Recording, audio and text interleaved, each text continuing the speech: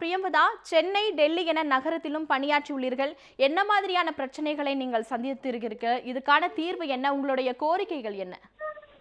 சென்னை மட்டுமல்ல, சென்னை, தில்லி, மும்பை போன்ற பல இடங்களிலிருந்து நான் செய்தி சேகரிக்க சென்றிருக்கிறேன். அந்த எல்லா இடத்துலயும் நம்ம பொதுவா பார்க்கக்கூடிய விஷயம் என்னவென்றால், பெண்களுக்கு போதுமான கழிவறை வசதிகள் கிடையாது. இப்ப தில்லியில எடுத்துக்கிட்டீங்கன்னா, விஜய் சவுக் என்ற ஒரு இடத்துல தான் பெரும்பாலுமான பொலிட்டிக்கல் இஷ்யூஸ் நடக்கும். பார்லிமெண்ட் பத்தின விஷயங்கள் எது நடந்தாலும் பெண்கள் அங்கிருந்து தான் நாங்கெல்லாம் ரிப்போர்ட்டிங்காக செல்வோம். ஆனா அங்க பக்கத்துல எங்கேயுமே ஒரு டாய்லெட் வசதி கிடையாது. ஒரு ஹோட்டல் இருந்தா கூட அங்க பெண்கள் போய் சகஜமா நாங்க டாய்லெட்டை பயன்படுத்த முடியாது. அதே மாதிரி பாம்பேல இந்த கோர்ட் எல்லாம் நான் கவர் பண்ணிருக்கேன். பாம்பேல கோர்ட் பகுதிகள் பாத்தீங்கன்னா சுத்தி ஒரு மார்க்கெட் ஏரியா, மார்க்கெட்டுக்கு நடுவுல தான் அந்த கோர்ட்ஸ் எல்லாம் இருக்கு.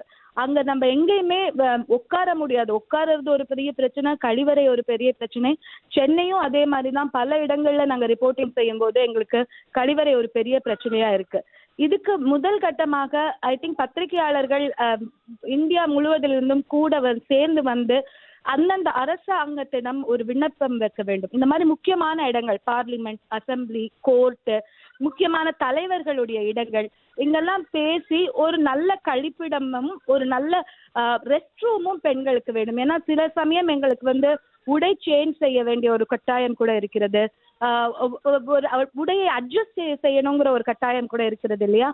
அந்த மாதிரி நேரங்கள்ல நம்மளுக்கு தேவை ஒரு நல்ல இடங்கள் வேணும். இது பெரிய தலைவர்கள் இடத்துல இருந்து நம்ம ரிப்போர்ட்டிங் பண்றோம்னா, நம்ம கூட்டமைப்புல இருந்து அவங்க கூட பேசி அவங்க வீட்டு பகுதியிலேயே நம்மளுக்கு ஒரு இடவசதி செய்ய சொல்லணும்.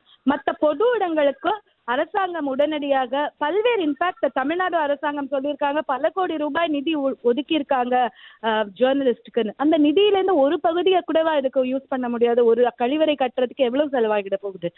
ஏன் அந்த நிதியை இதுக்கெல்லாம் உபயோகிக்க மாட்டேங்கிறாங்கிறது தான் புரியல. எல்லா அரசாங்கமும் சொல்றாங்க பத்திரிகையாளர்கள் நலத்துக்காக பல கோடிகள் ஒதுக்கி இருக்கோம் என்று. அந்த கோடியில் ஒரு சின்ன பங்கு பெண்களோட பாதுகாப்புக்காகவும் எங்களுடைய வசதிக்காகவும் ஒதுக்கினா பல பிரச்சனைகளை நாங்க தாண்டி வரலாம். உங்களுடைய கருத்துக்களை பகிர்ந்தமைக்காக நன்றி பிரியம்பதா.